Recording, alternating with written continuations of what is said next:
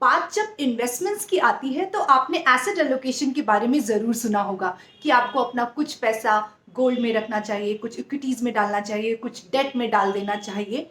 मगर इसके साथ साथ ये भी बताया जाता है कि जैसे जैसे आपकी एज बढ़ती है या जैसे जैसे मार्केट सिनेरियो चेंज होता है तो आपको कुछ पैसा इक्विटीज से निकाल के डेट में डालना पड़ेगा।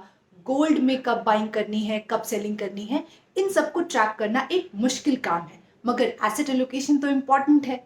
तो अगर आपको कोई एक ऐसा म्यूचुअल फंड मिल जाए जहां पे सिंपली आपको अपनी एसआईपी करनी है या आपको अपना पैसा लमसम डाल देना है और वो म्यूचुअल फंड ही आपका एसेट एलोकेशन कर दे, तो ये होगा ना एक इजी सोल्यूशन। आज की वीडियो में मैं आपको यही बताने वाली हूँ कि ऐसे कौन से म्यूचुअल फंड प्रोडक्ट्स हैं जो आपका एसेट एलोकेशन करते हैं। मैं हूं Aparajita, a certified financial planner and a financial journalist. और आगे का वीडियो बढ़ाया जाए इसके पहले don't forget to subscribe to my channel and hit the bell icon ताकि आपको मेरे सारे न्यू वीडियोस मिलते रहें। म्यूचुअल फंड यूनिवर्स में एक कैटेगरी होती है asset allocation funds.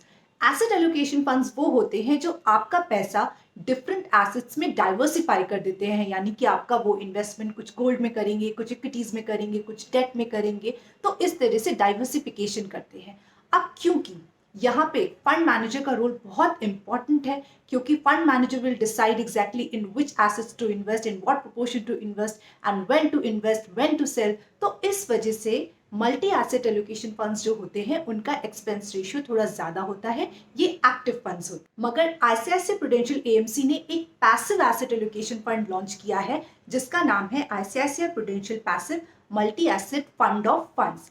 ICICI prudential के पास ऑलरेडी एक एक्टिव एसेट एलोकेशन फंड है जिसका एक्सपेंस रेशियो अराउंड 2% है। मगर अभी जो उन्होंने एनएफओ लॉन्च किया है जो कि 27 दिसंबर से शुरू हुआ है और 10 जनवरी तक रहने वाला है, ये एनएफओ में आप जो पैसा डालेंगे वो एक पैसिव प्रोडक्ट होगा और वो एक लो कॉस्ट प्रोडक्ट होगा, क्योंकि वहां पे आपका जो पैसा है वो या तो इंडेक्स फंड्स में जाएगा या एक्सचेंज ट्रेडेड फंड्स में जाएगा, जो भी डिफरेंट एसेट्स के इंडेक्स फंड्स और एसेट इंडेक्स फंड्स और ईटीएफ्स एक्सचेंज ट्रेडेड फंड्स होंगे।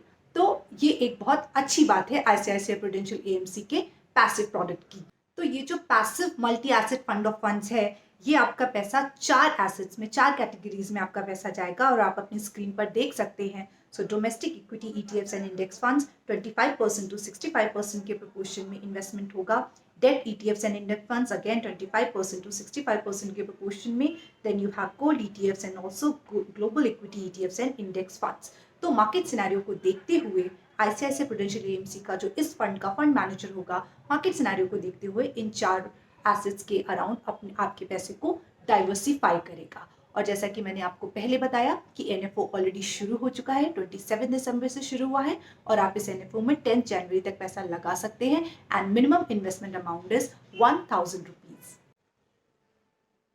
मल्टी एसेट एलोकेशन फंड्स का सबसे बड़ा फायदा ये होता है कि ये आपको टैक्स बेनिफिट देता है। तो अगर आप अपना एसेट एलोकेशन खुद से करोगे और आप कुछ इक्विटीज को सेल करके डेट में मूव करोगे या डेट को सेल करके इक्विटीज में मूव करोगे, गोल्ड में मूव करोगे, तो आपको जब आप प्रॉफिट्स बुक करोगे, जब आप सेल करोगे, तो आपको उसमें टैक्स देना पड़ेगा। मगर जब एक फंड मैनेजर, एक म्यूचुअल फंड जब ऐसी रीबैलेंसिंग करता है अक्रॉस एसेट क्लासेस, तो उसका जो टैक्स इम्पैक्ट है वो आपके ऊपर नहीं आता, आपके फंड के रिटर्न्स पे नहीं आता। तो इस रीजन से एसेट एलोकेशन फंड्स में इन्वेस्ट करना एक अच्छा इन्वेस्टमेंट डिसीजन हो सकता है आपके लिए। और अब हम बात करेंगे कि आपको आईसीआईसीआई प्रूडेंशियल एएमसी के जो ये पैसिव प्रोडक्ट है, स्पेसिफिक इस एनएफओ में इन्वेस्टमेंट करना है या नहीं करना है। तो इसके बारे में मैं आपको ये बोलूंगी कि हाँ, अगर आपके पास लमसम पैसा है, आप अभी इन्वेस्टमेंट करना चाहते हो, you can go ahead and do that. मगर अच्छा यही रहता है कि आप एनएफओ पीरियड में इन्वेस्टमेंट करने से बचें and let the fund deployment happen. एक बार जब फंड हाउस सारा पैसा कलेक्ट करके डिसाइड कर लेगा किस प्रोपोर्शन में वो किस एसेट क्लास में पैसा डाल रहा है, जब वो डिसाइड कर लेगा, वो डिप्लॉयमेंट हो जाएगा। और जब इस फंड में एसआईपी भी शुरू हो जाएगी और जब आपको इसका एक्सपेंस रेशियो भी पता चल जाएगा, उसके बाद ही इन्वेस्टमेंट करना एक बेटर ऑप्शन होता है। सो इन अ नटशेल, अगर हम आईसीआईसीआई प्रूडेंशियल एएमसी के ट्रैक रिकॉर्ड की बात करें तो आप एनएफओ में भी इन्वेस्टमेंट कर सकते हैं because the track record has been good for ICICI Prudential AMC. मगर एनएफओ में इन्वेस्टमेंट करने से बेटर है कि let the NFO settle down और उसके बाद ही आप उसमें अपनी एसआईपी शुरू करें। आप जल्दी से इस वीडियो को लाइक करिए and don't forget to subscribe to my channel so that you keep receiving new video notifications. Thank you so much.